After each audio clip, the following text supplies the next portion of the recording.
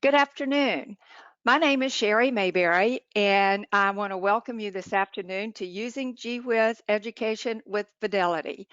Um, we have folks from just a lot of different states here already online this today, and some of you are very familiar and some of you are not.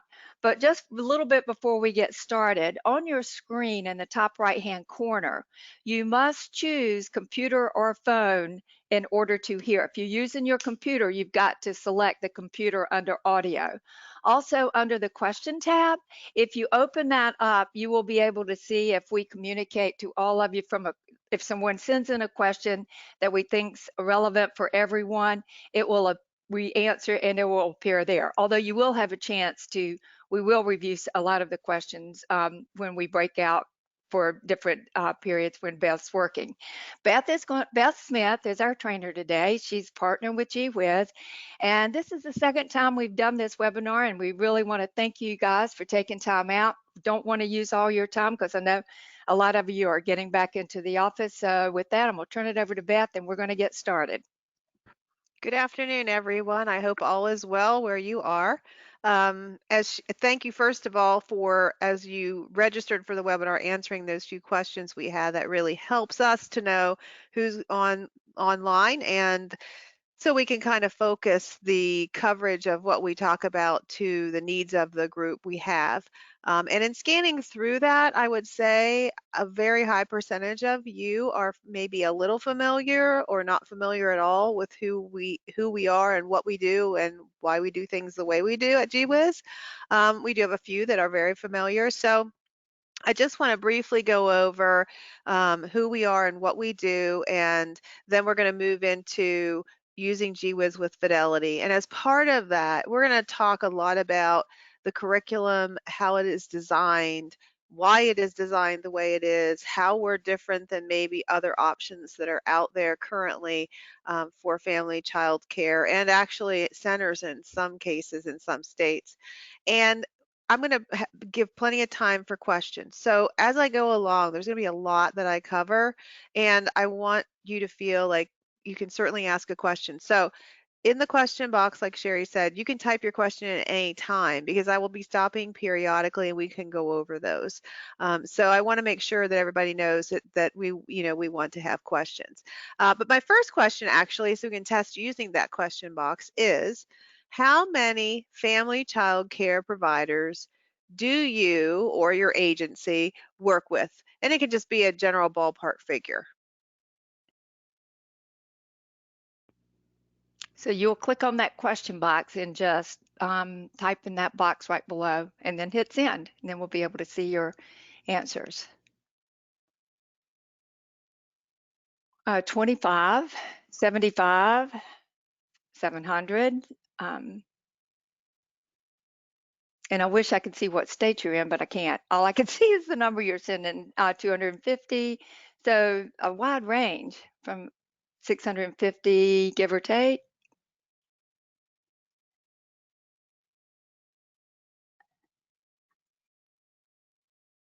Another 700. Oh, and somebody even put in their state. So one from California, one from South Carolina. That's great. More than 1,000. 25 in Tennessee. We get 25 in South Carolina. So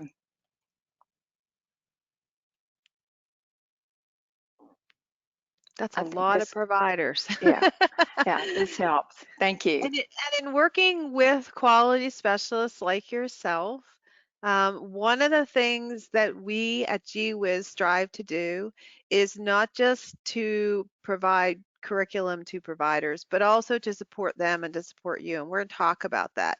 But this webinar is one of the ways that we support you as a quality specialist because we know you're in contact with the providers. You obviously want them to be providing the best quality environment they can for children.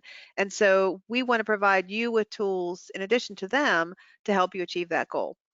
So we actually created a page on our website specifically for quality specialists. And so if you go up to the YG Whiz tab and you come down to information for quality specialists, you're going to find an entire page of materials that's designed to help you as you work with providers. And a new component or a new piece that we just added recently is this booklet right here about Gee Whiz.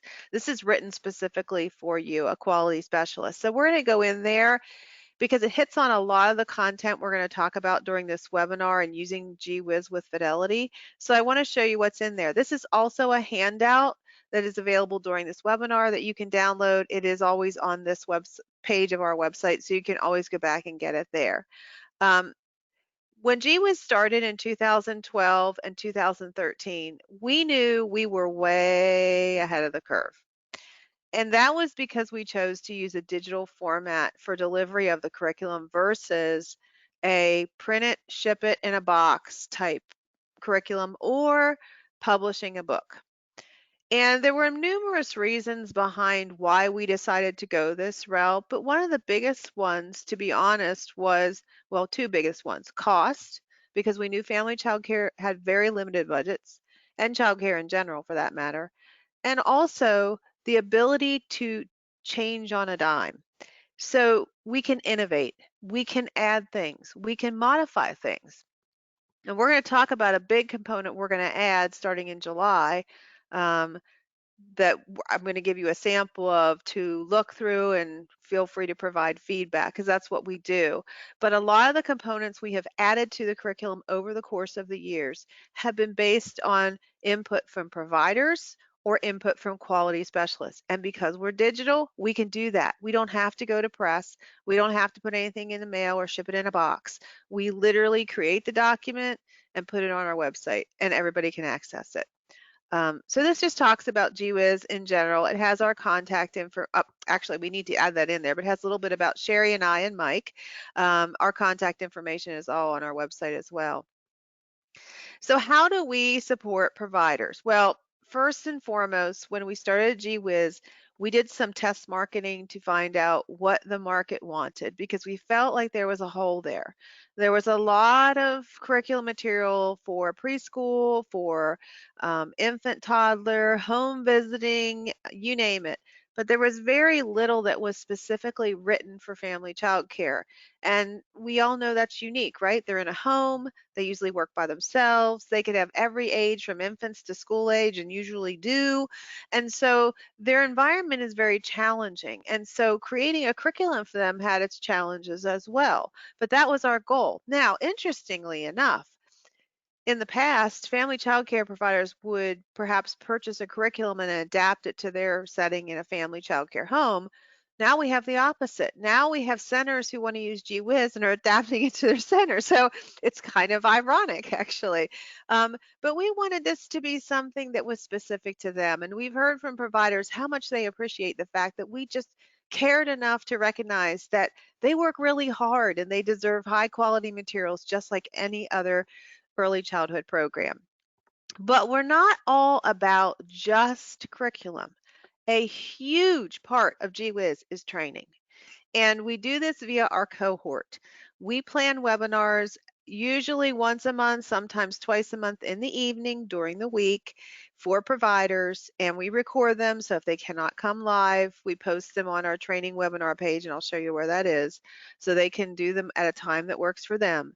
But it's not just about using the curriculum or what the curriculum is about. We do training on things like questioning techniques and using household materials as teaching materials, and diversity and the why behind experiences. And those webinars, if there's a PowerPoint involved with them, some have one, some do not, I am more than happy to share with you as a quality specialist. So if you wanted to do the training on, say, open-ended questioning and why it's important and what it is, you could use the PowerPoint to do that.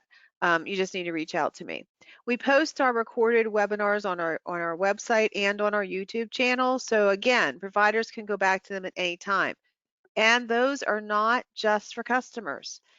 Any provider can attend those webinars. In the past, we have done some that are just for customers as kind of a thank you for being a customer, but right now the ones that we are doing have been open to everyone. So a lot of times we'll let you know what's coming up through email, and then we'll provide a PDF of a flyer that has all the registration information that you're welcome to share with your providers. You can also do that on social media too, because oftentimes I'll post on our Facebook page. So why do we think Gee Whiz is the best curriculum for family child care? Well, first and foremost, the biggest thing we did our test market that they wanted was activities for all ages. So we do that. Our lesson plans have activities for infants, toddlers, twos, threes, fours, school age, it's all in there. And we're going to go into a lesson plan teaching guide so I can show you what that looks like and how we do that. We build open-ended questioning into what we do. We are really big about open-ended questions and the role that they play in what is called guided play. So you will see open-ended questions for all of our experiences except for infants, obviously, because they are not going to respond verbally. We might have them asking questions, but it might be more something where they're pointing. But a lot of times with the infants, more just describing their actions and the materials they're using. But like I said, we also have a webinar about this as well. So I'll show you that in the lesson plans, how that's built in. We know that that's a big part of environmental rating scales. We know that providers are usually evaluated using class or FICRs. We know that that whole interaction back and forth, asking those open-ended questions to scaffold learning and take learning in different directions is really important. And so that's why we build it in. We use picture codes and things called learning indicators to help providers link the activities they're doing, the experiences they're doing to developmental areas and to specific skills. This is actually the brand new component that we are going to show you here today. You'll be the first people to see it, called Connecting the Dots. And what that document is going to do is with each unit, it's going to help a provider connect the dots so they can look at each skill that we cover in the Gee Whiz curriculum and see which particular activities are going to address that skill. And I'll show you that when we get closer to the end because we would also love your feedback on it. We're based on solid research about how children learn and develop. There's a whole entire section in our user's guide about that, and it's continually being updated and added as new research comes out on family child care, on early childhood education. I just mentioned guided play a minute ago. That's a really hot topic right now in terms of its role in brain development and cognitive development. So those are things we have just added to our research list.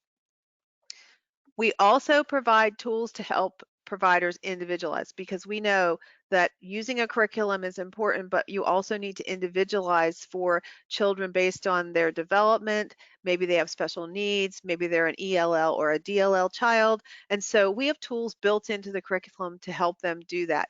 We have an individualization web they can use to help connect a child's interest to the experiences that they're doing. We have our customized, individualized lesson planning form, which helps them document how they're individualizing the experiences that we have planned in the curriculum. And we have a whole section in our user's guide on anecdotal notes, reflections, and planning based on that. So we provide a lot of tools to help them take Gee Whiz as a foundation. This is what I tell them. We're like the foundation of a house, right? It needs to be strong because otherwise the whole thing is going to fall down. So we're the foundation, but you're going to build that house and you're going to make it customized based on your group, based on the children, and we want them to do that. I talked about the free webinar training, and as we get into talking about also this new connecting the dots piece, we're going to talk more about how we fit in with formal assessments like teaching strategies gold, the ages and stages, because when we created Gee Whiz, we didn't want to reinvent the wheel. So instead of reinventing the wheel, we felt it was important for providers to choose an assessment tool they were comfortable with and they felt would work with their children. And we can show how they can use whatever assessment and document the skills that they're covering. So that's another reason for this new connecting the dots piece. I'm going to pause right there because I feel like I've talked way too long and see if we have any questions about anything I've mentioned so far. Again, you just type in that question box. And as Beth is talking, you can send a question in anytime. You don't have to wait for her to pause as you're thinking about it. If you're like me, if I pause, I may forget what I was going to ask. Let's see, Beth, I don't, is the curriculum available in Spanish? Certain components, but not the teacher's guide at this point because we haven't figured out a way to translate. We wish we could. We're still working on that. The teaching guides, which you will see here shortly, are created in a publisher, and they contain a lot of graphics and layers. And trying to figure out a program that would easily translate that has been challenging, but we haven't given up. We just haven't figured it out yet. So I thanks have for the tried, question. and I do try to communicate with providers if they send their questions in Spanish, and I'll use Google Translate just, because usually it's a quick question. Is this just for family providers? Uh, Okay, good question. The answer to that is no. We designed it for family child care, but we just heard, in fact, from someone at the Office of Early Learning in Florida that centers can certainly use this. And in Pennsylvania, for instance, we're approved as comprehensive coverage for infants and toddlers and for pre-K. So there is nothing that says this cannot be used in a center if they want to adapt it to meet their needs. We just didn't design it that way. It's kind of like when providers who are family child care take a curriculum written for a center and have to adapt it. Obviously, they need to add experiences in there, but the foundation would definitely be there that they could build upon. let's see. All right, great. That's all we got right now, Beth. Okay, I'm going to keep on moving. All right, so we're going to talk about this, so I'm not going to spend a lot of time in here, but I just want you to know we're more than lesson plans. That's the user's guide. I'm getting ready to do the one for next year here and very shortly. We also have a booklet about the learning environment in Gee Whiz, and that talks a lot about the provider's role in the environment. It ties in a lot with class, with Fickers. It talks about things that sometimes you just need reminded of, like put your phone down and don't be texting, be present with the children, engage with them, ask those open-ended questions. And then we have another booklet about parent involvement and family engagement. All three of these are available on our website to anyone. You do not need to be a customer to access these documents. They live underneath your quality specialist page as well, but they also live under our support tab where we have our training and our webinars. We list them as training guides. I'll show you where that is. And here's one of the biggest and most important things. We know any curriculum does not work if it sits on a shelf or in a box in the corner collecting dust. And so a lot of why we do what we do was to help providers find something they felt would really work for them and wasn't something that was too complicated or too expensive. So Gee Whiz is flexible, it's very easy to use, and yet it enables them to meet all their developmental areas, their state and national standards, including the Head Start early learning framework outcomes. Um, but the biggest thing was that it was written for them.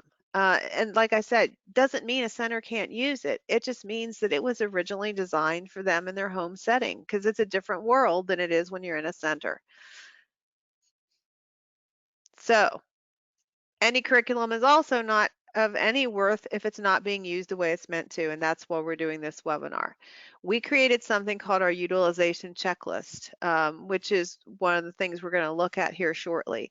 And it is a checklist that you as a quality specialist or a coach can use when you go in to visit a provider using Gee Whiz so that you can see if they're using it, listen to see if they're using it, watch to see if they're using it, and ask questions.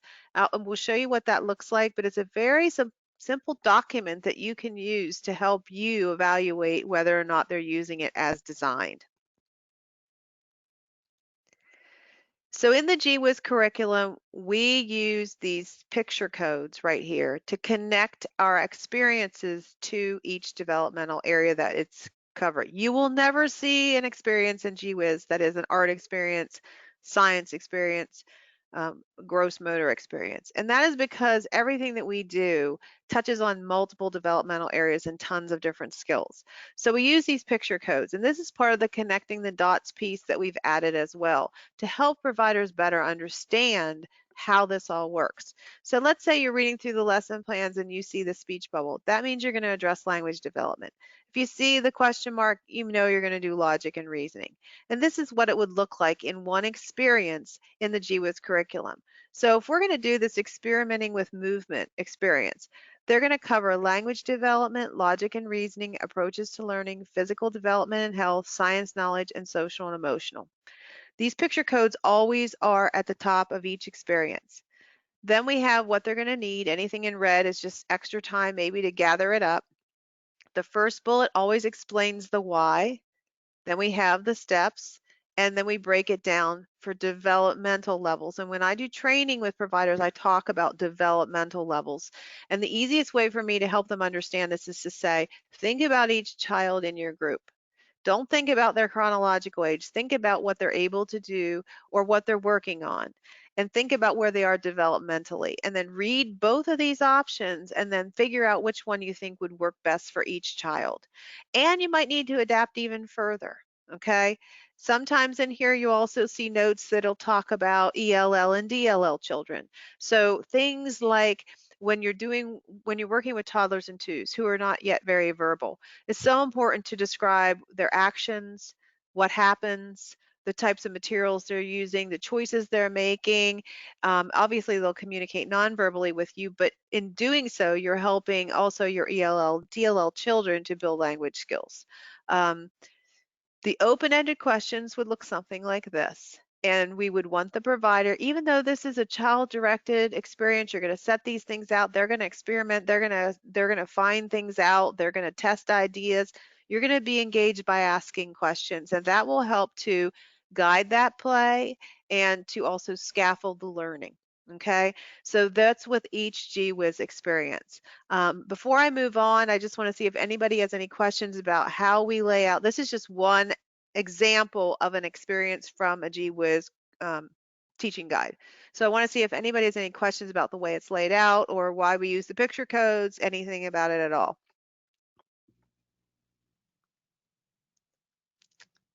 And again, this document is on, if you don't get a chance, if you haven't gotten a chance to download it as a handout, it is on our site.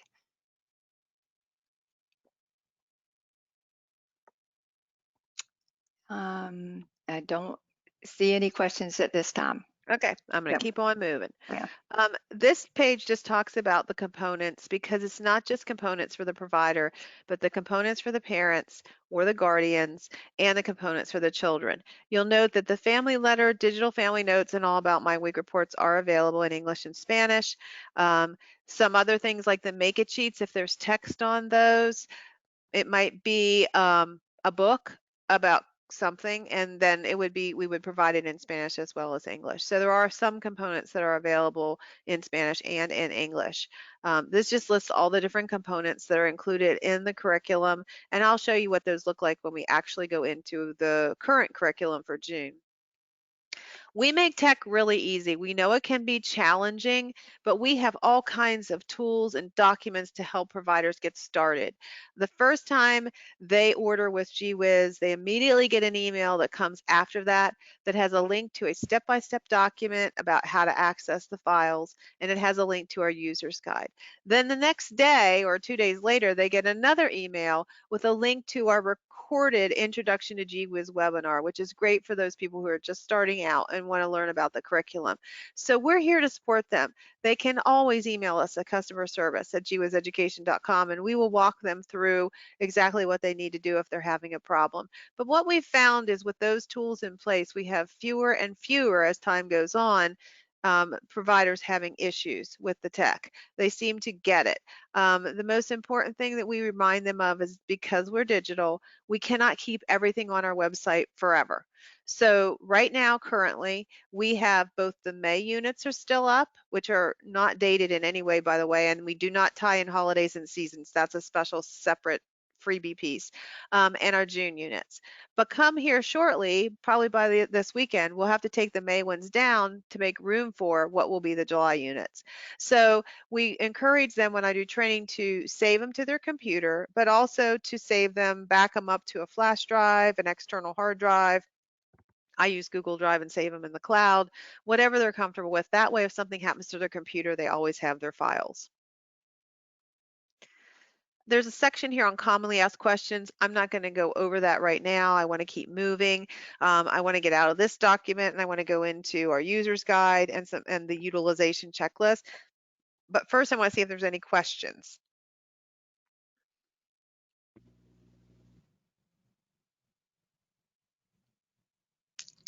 If nothing yet, but if again, if she gets started and you have a question, please just go ahead and type it in and I'll stop Beth for a minute so we can get it answered for everyone. Well, I'm going to go into our user's guide, but I'm not Uh, going to go into it from this page. I want to go up here to our products, which is where most of your providers would be going, because we've broken it out into sections and I want to just highlight different sections here. So first section is the section on individualization and authentic assessment. This section talks about, as I mentioned, anecdotal notes, reflections, and planning based on those. So we view that as a 5-step approach where the provider will observe, they will record their observations or anecdotal notes, then they're going to reflect on, well, what did they learn from that anecdotal note? They'll plan, they'll do it, they'll reflect on how things went, and then they keep on going. It's a cycle. All right, so these 2 pages explain that cycle to them in very simplistic terms. I mean, at Gee Whiz, we try to make things so that they're not so complicated because this doesn't need to be that complicated. We also believe a lot in giving examples. So this page explains what an anecdotal note is. And when I do training, I talk about how it's like if you had a video camera, right? You would video exactly what happened, exactly what was said, not what you think what was said and not what you think is happening. That comes later. And then here we give them an example and exactly on the reflection. So that's where you sit down and after the fact you say, okay, well, what did I learn by observing this? So then what we do is we give them tools to help them plan. So we have our observe and reflect grid, we have our individualization web, and we have our new customized individualized lesson planning sheet, excuse me. The individualization web is customized to each unit, so there's a new one in each unit, as is the customized individualized lesson planning sheet. So over here, we have all the experiences we planned, say day 1, they would put the children's names across the top here, and they would write how they're going to individualize these experiences for that day on this sheet. So it's a way for them to document what they're doing. It also forces them to sit down and think about that. So this page talks about putting that all together. And here's our observe and reflect grid. This is in the user's guide, is available to anyone, anytime. They can print as many copies as they need to use to do their anecdotal notes and their reflections, and then planning. Then this is a sample, so they know what that might look like. It gives them some idea what it might look like to actually complete one. Then we have a blank individualization web, but like I said, we also have one that's customized to each unit. So if they're doing their own unit and they want to use a blank one, they can do that here. They can also use this to individualize based on a special need, or maybe they have a child who is ELL or DLL. They could use it for that purpose as well. And then this talks about how we work with standardized or structured assessments, which we're going to get more into that in just a second. So that's our section on individualization. The other section I want to highlight here is the meeting our needs, the needs of all children. This talks about cultural awareness. It talks about linguistic responsiveness, disabilities, special needs. And this talks about things that they can do related to our website. For instance, we did, like I said, the webinar Exploring Diversity that they can watch. This talks about how important it is to gather information about their families, especially as they're enrolling. This talks about cultural responsiveness and how they can incorporate make sure their program is culturally responsive. And then we have a printable here that they can use as they enroll new families, questions they might want to ask, or even existing ones. Maybe they don't know the answers to these, or they might have answers that are changing. This is a printable that they can use called All About My Weekend. It's a report. Too often we have reports that are going from the program home, but we don't have any coming from home to program. So this is something that they could give to the parent on Friday and ask them to complete and bring back on Monday, because as we know, Monday can be tricky. So if you know what happened that weekend, they didn't nap, they were out and about, um, they got caught a cold, they didn't eat right, whatever it is, this would be a tool they could use for that. And it is also available in Spanish. Again, this section of the user's guide, always available to everybody. This is not something that is just for customers. This section talks about linguistic responsiveness. We know that there are a lot of children and families that speak languages other than English. Probably the one I like the best that I use is making Google Translate your friend, because that can really help you out. The importance of modeling language and asking questions and putting words into actions. Talking briefly about disabilities and delays, we also have a section under our FCC Tools tab that contains information about different disabilities from the CDC, uh, and also different types of interactions here, the importance of examining the environment, ways they can adapt Gee Whiz for children that may need adaptations. And so again, this is just one section of a very long document. We just added this section. This is on scheduling and play. So this section includes the Gee Whiz as a foundation, what I was just talking to you about the importance of having a strong foundation and then building a customized house on top of that. The importance of both free play and guided play, and Gee Whiz and the schedule. Because Gee Whiz is not meant to take an entire day. It is meant to be part of a day. So this talks about the foundation, talks about how we are a strong foundation. This talks about free play and guided play. It has some links to some research.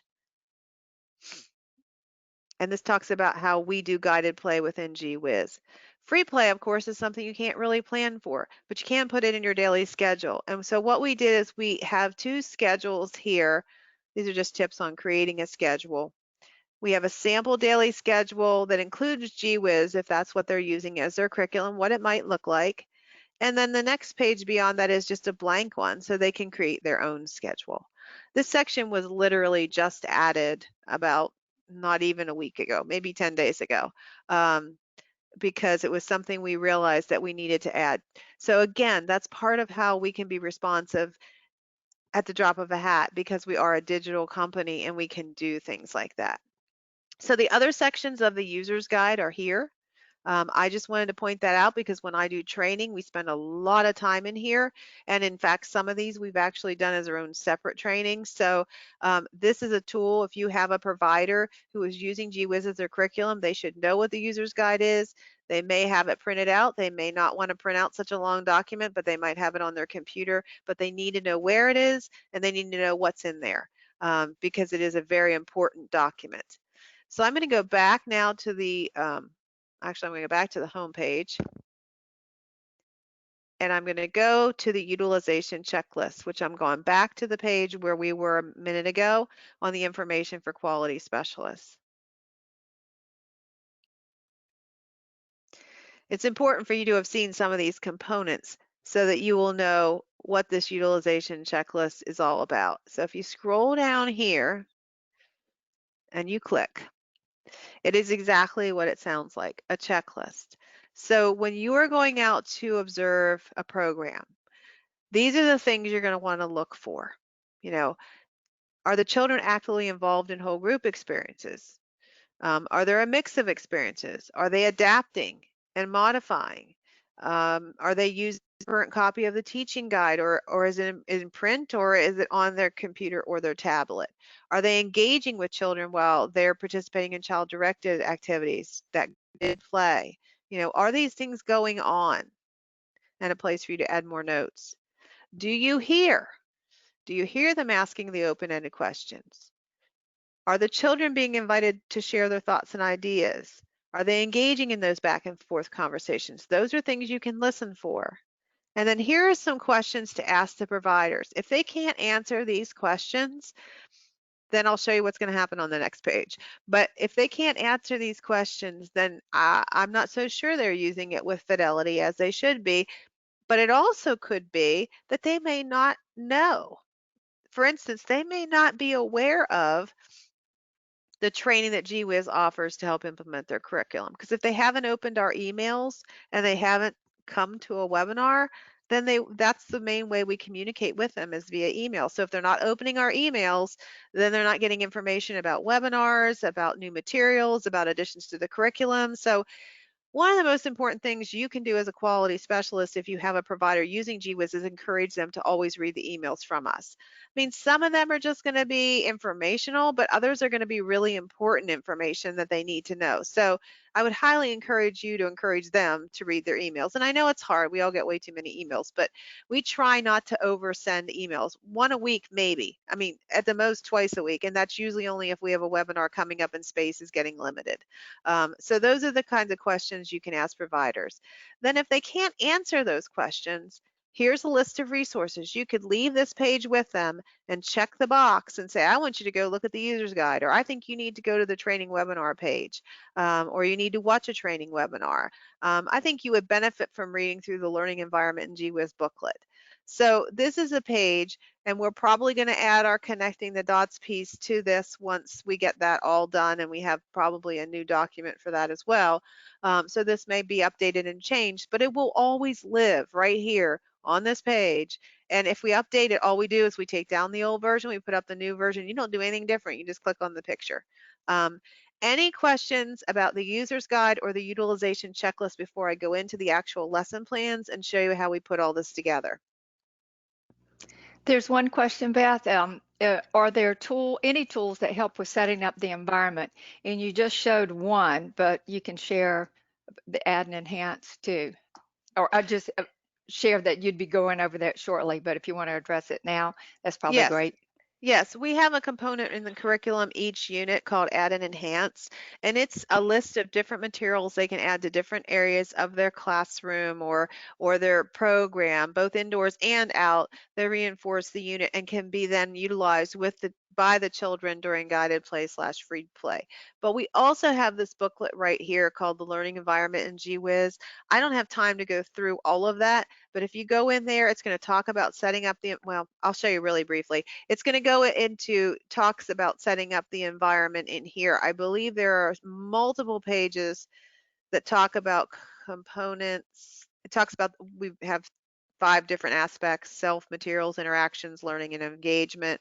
Um, and it talks about each one of those, but I believe, yes, here. So here's in general setting up the different environment, I mean, your different areas, the things you might want to have on hand. Now, giving them guidance on how to physically set that up is a little challenging because we know they're in their homes, and we know some of them have separate spaces in their homes that they use for childcare, where others will be using this same family room or the same living room that they use with their family. So it makes it a little challenging there.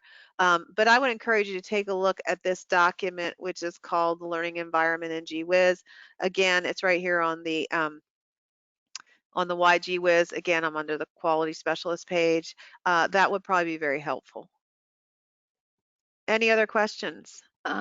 Don't have any other questions at this time, Beth. Thanks. Okay, great. Well, I am logged in as a Gee Whiz customer right now, and this says sign out. If I was not signed in or I was not a customer, it would say sign in. But I already did that. So I'm going to go over here to this tab, GWE Customers, which does not exist unless you're a customer and signed in. And I'm going to go to this month's unit. Like I said, May units are up, as is both of the Junes. We do a preview video and post it on our YouTube channel and here every month that goes over what the units for the next month are going to be about. So we can say, okay, we're going to be doing a unit about boxes and blankets and balls. So you might want to start gathering those things up now, or asking family members to help do that as with you. But I'm going to go into the first unit for June is beach unit. I'm going to go into blankets, balls, blankets, and boxes. And again, here would be your Spanish family letter, digital family notes, all about my week, and make it sheets if they are in Spanish, but I'm going to go over here to English. And then if you scroll down, there's a little overview of what this is going to be about. This one happens to have a hot link to the UPS store because if you're in need of boxes, they will provide free priority mail boxes right to your door. And that's an easy and quick way to get some boxes for this unit because we are going to talk about things that are packed, things that are shipped, that type of thing. So each component has its own download button. I'm going to go into the teaching guide. And we always start our teaching guides off with an overview of what the unit's going to be about, anything that's really particularly of interest that you might want to ask parents or guardians to help gather. If we're planning, for instance, I was just working on a unit about picnics, and I suggested a family picnic that you might want to plan a family picnic. That would be noted there. Our table of contents, and then every teaching guide on this page has those program symbols that are linked to the developmental areas. So if a provider cannot tell you, for instance, what this heart means, what area of development, refer to page 2 of any teaching guide because it's always right there. This means it's gross motor. This means it can or should be done outside. And we build character education into the curriculum. We do respect, honesty, kindness, and responsibility. So those are all written right in. If you see this symbol, you know it addresses character education. We also have a 2-week planning grid so that if they want, they could post this for families so they can see what is going to be going on for the 2 weeks. And then we get right into the lesson plans. So what I'm going to do is spend some time just on one day to give you an idea how we lay things out and how things work in the Gee Whiz curriculum, because all the days are laid out in a similar fashion. We have 10 days. You'll notice they are not dated. So it does not say June 15th. That is intentional. Maybe something's going on and you're doing your own unit. Maybe you want to put this off and do it later. There's no need for it to be dated. Nothing in here is tied to seasons or holidays. Like I said, we do that separately. So you could really do balls, blankets, and boxes anytime you wanted to. This talks about the focus for the day, and then this is a cumulative list of the developmental areas. If you did all the experiences that Gee Whiz had planned for you today, you would address all those areas of development. So social and emotional, language, physical development and health, approaches to learning, social studies, science knowledge, creative arts, literacy knowledge, and logic and reasoning. We always have a health and safety tip every day, we have a teaching tip every day, and we have a transition idea every day. Then in this box over here are tips for modeling language. We provide vocabulary that we would love for the provider to use as he or she engages with children in conversations. This is the best way for children to build vocabulary is through conversations. So as they're doing the experiences, these are words we are hoping they will incorporate into their conversations. Then we have what we call our exploring together. This is not a circle time where the provider is teaching or leading. It's more of a time when they're engaging together and exploring together. So in this case, there's a box. They're going to guess what's in the box. They're going to shake it. They're going to use their senses to try to figure it out. And then there's open-ended questions to ask as part of that process. Some of the experiences will have an extension. In this case, it's to count the number of pieces of mail that come every day, and then they can graph that if they would like. So you'll find the extensions on some experiences, others not necessarily that they need one. But again, those are the kinds of things that we plan. In red, just things that need a little prep or something that needs to be prepared or gathered ahead of time. And then the second part of day one are our pink boxes, which are our small group experiences. They can be child directed entirely. They can be guided play experiences. They can be the teacher leading a game. They vary from unit to unit and day to day. Some of them will have, again, the adaptations for developmental areas as well as notes for ELL, DLL children. And then some of them, like this one, just don't need it because the children are automatically going to adapt it based on where they are. Again, questions to ask as the provider is observing, maybe gathering an anecdotal note, but questions that he or she can ask while engaging with the children. And then in the purple, we have our infant experience. Every day we have an infant experience. This does not mean that maybe toddlers and twos and even older children wouldn't want to join in as well, but it's just something that's meant for an infant and also to help the provider, particularly point out the importance of describing the infant's actions, describing what the infant is doing, describing what happens when the infant does X, so this is what happens, um, building language, building that provider-infant bond, so many things. And so you'll see an infant experience every day. So any questions about this is just one day. This unit has 10 days. The second or the first unit for June had 10 days, so total of 20 days, okay? The unit here also has 6 school age experiences. And then in the back, there are things like our materials list. There are, or not, excuse me, our book list. So if they want to gather books that relate to this unit, they can. Original songs and poems live in the back of this guide. We have information, a page of experiences for more advanced preschoolers, like those who are getting ready to go to kindergarten.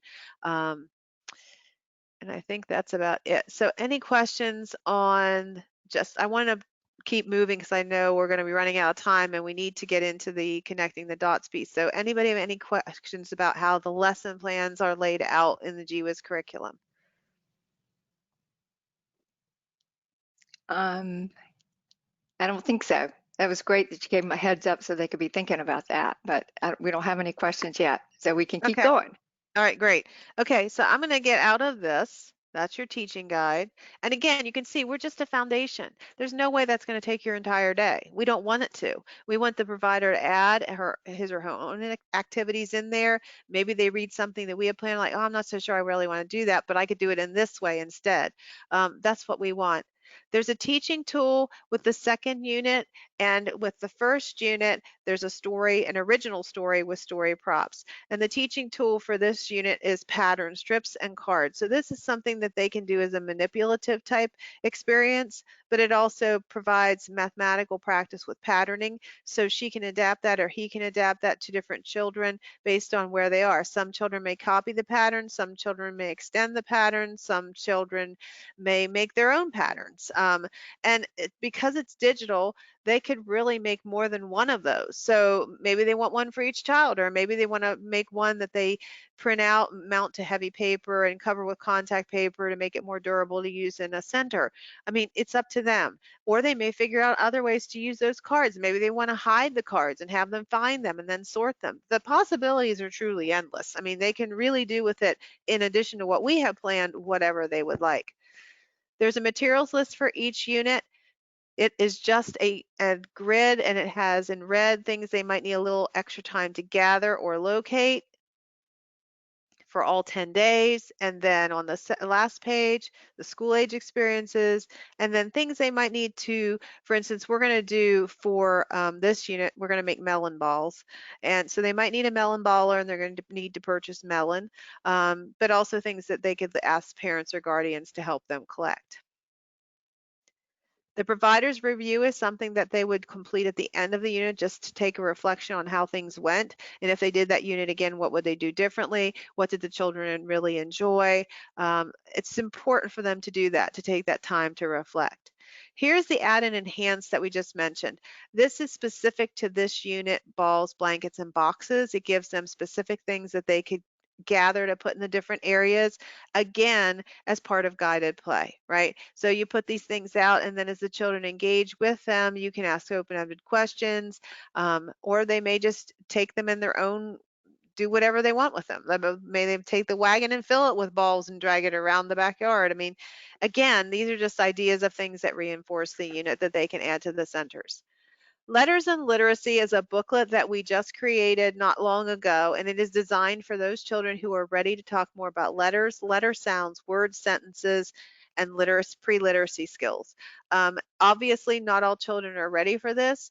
Some providers may have no children who are ready for this, but for those that do, these are ways that they can take experiences we have planned already, for instance, box artists, which we just looked at a minute ago, and how they can adapt it to incorporate an exposure to letters, letter sounds, words. Okay, and it might be specific letters.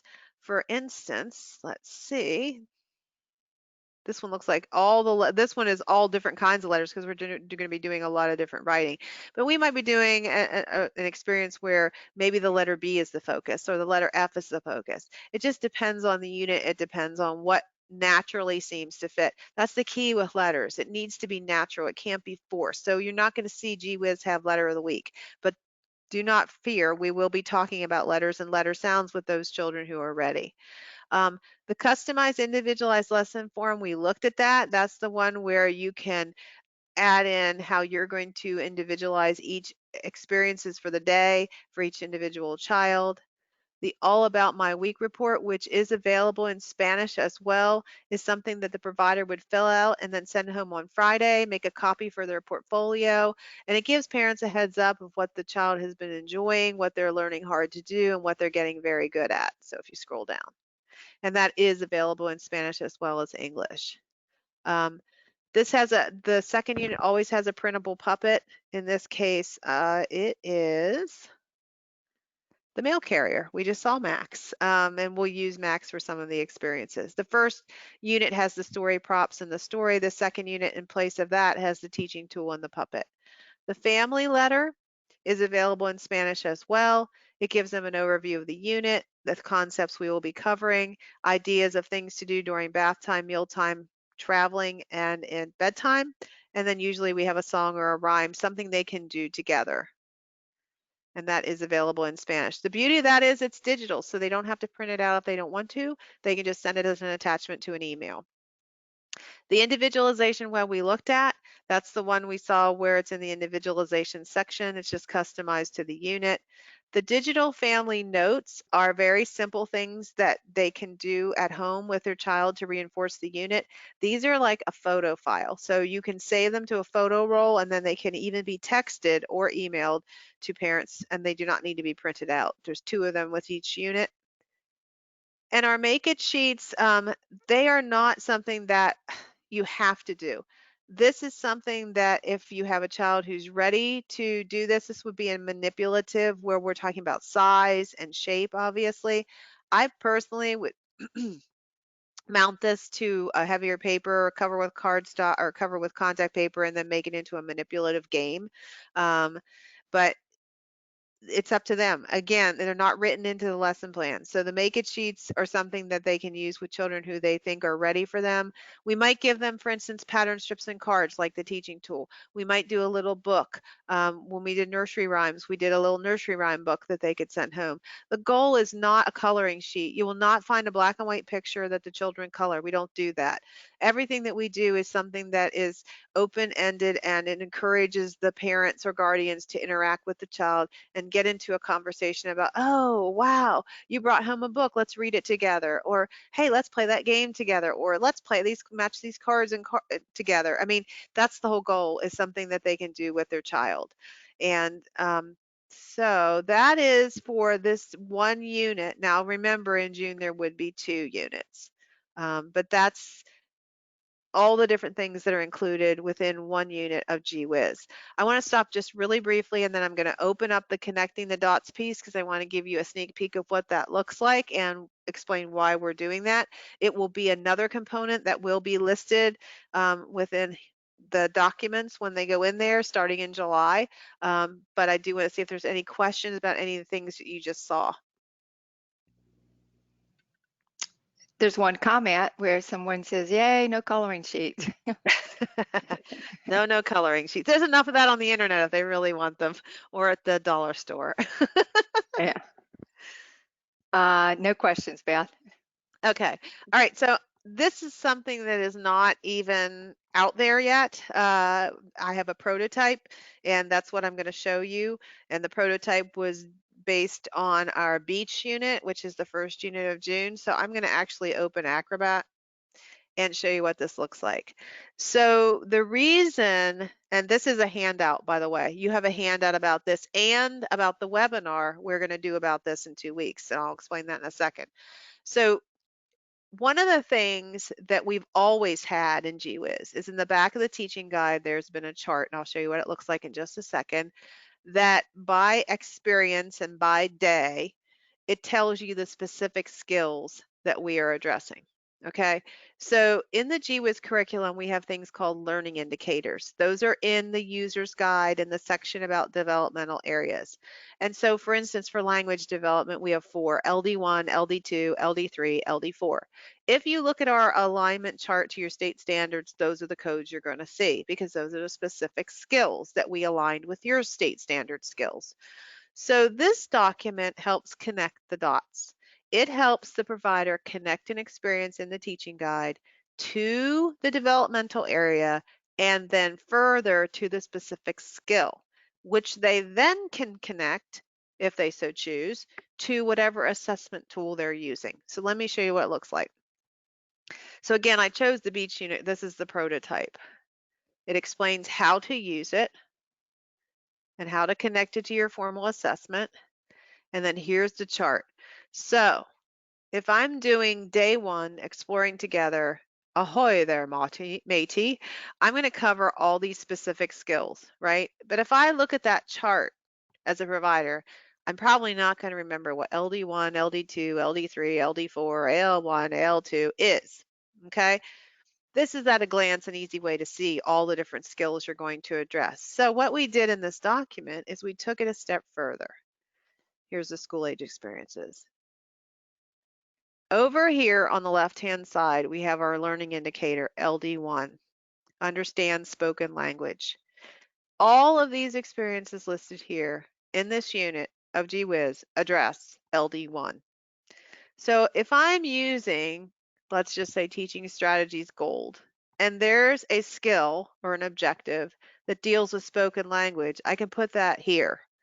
And then when I need to evaluate for a specific child, have I evaluated whether or not they understand spoken language? I'm going to easily be able to see. Okay, so let's look at another one. It also leaves them additional space so they can add to this.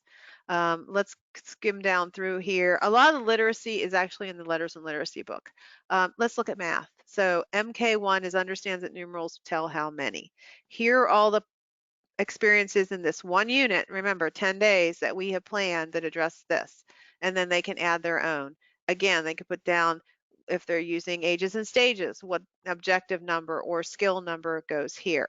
So this piece helps them connect the dots. And let's say I'm looking through my, plan for assessment and I see that I really, gosh, I mean, I haven't looked at Rachel and I don't know if she recognizes that numbers go in a specific order. Now they can come to this document, find that skill, and say, oh, well, if we do digging for coins, I can evaluate that.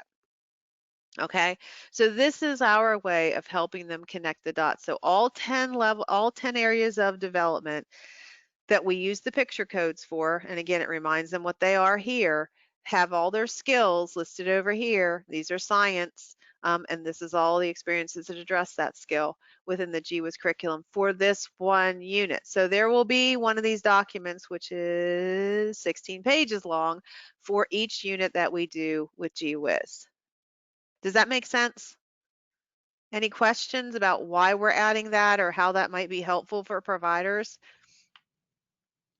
And again, she'll cover in just a minute. We have a webinar planned for that in 2 weeks. Please sign up too. You can, and it's also, you guys can sign up also in addition to providers. There are no questions, Beth. Okay, great. All right, so I'm going to go back to the Gee Whiz website and And just that document is a handout again, because it's not on, that one is not on our website. It's the only one. Well, besides the certificate of attendance. yeah, it's in a prototype format right now. So under the support tab is where you will find the recorded webinars that we have done in the past, like the one on diversity, the one on open-ended questions. So again, if you watch those and you would like the PowerPoint presentation, just let me know and I can get it to you. The Getting Started with Gee Whiz has a document that's step-by-step to help providers actually access the curriculum once they become a customer.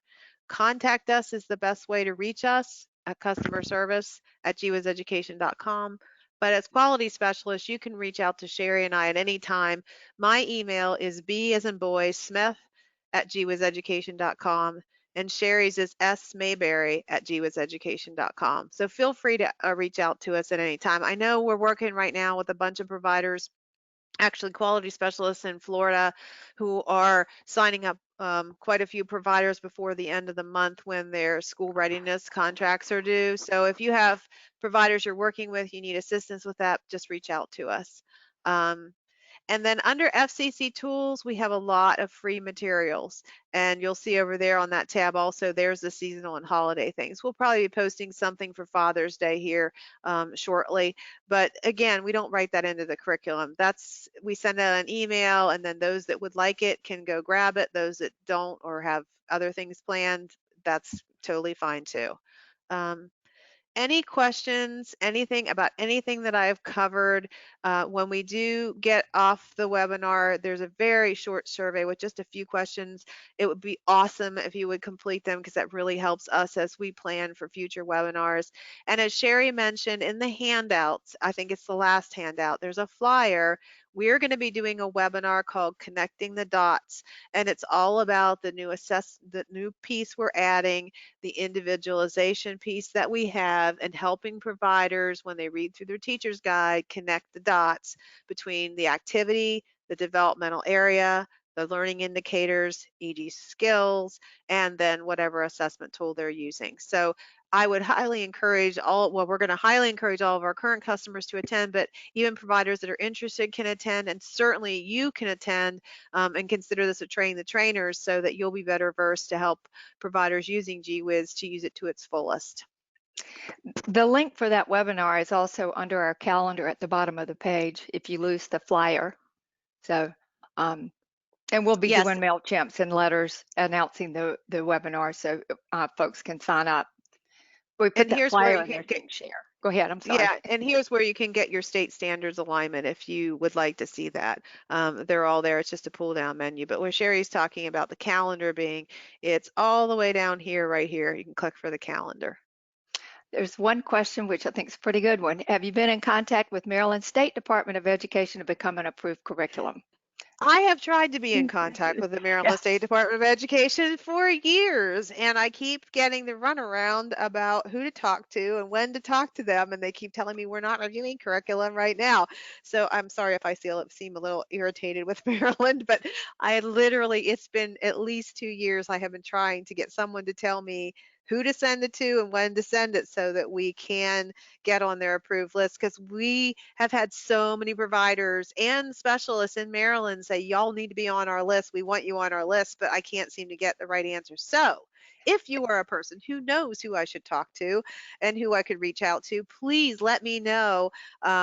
At bsmith at geewizeducation.com. I will be more than happy to do that. And we are more than happy to submit all the materials we need to go through the approval process. We just got approved in Nebraska not long ago, so happy to do it. Just need to know who and when. And one other comment I'll just share. I had no idea Gee Whiz offered so much. This was really great. Look forward to more of the webinars. So we do announce the webinars at least a week in advance. And it seems to be all the comments. Again, this is being recorded. It'll be posted on that CCR&R page probably by tomorrow. It takes a while for it to process and put it in the format that we can post it. Along with, we'll also have the handouts again on that page too. But if there are no questions, you can always reach us after the webinar is over with. Ask us any questions about that in areas that we might be able to help you. And thank you so much for coming. We try to keep it within an hour because we know you're busy and it's hard to pay attention for much longer. Yeah, So and be sure that hopefully you downloaded the certificate of attendance. It is a handout. If for some reason it doesn't download right or you need another one, just reach out to Sherry or I. We'll be happy to send it to you. It's not a problem. Um, but and it it is a will really be we will put that on as a handout on the page where we post the recording. Yeah, we do not do that when we do provider webinars. They have to No. complete a post-assessment to get to theirs. They can't just say they came and not really come. So with provider webinars, there's a short quiz they have to complete, and then that gives them access, just so you know. Not hard, but they really need to pay attention to the webinar to be able to complete it, to That is complete the correct. post-assessment. Any other Um, questions, comments, anything that we can help anyone with? We thank you for your time. We know this has been a crazy, crazy couple of months for everybody, and hopefully things will settle down a little bit. well, with that said, we're going to let you get back to your day. And again, thank you so much for coming. And don't forget to try to fill out that survey. It should come immediately once we end the webinar. Thanks again for coming. Thank you. Have a great afternoon. Bye. Bye.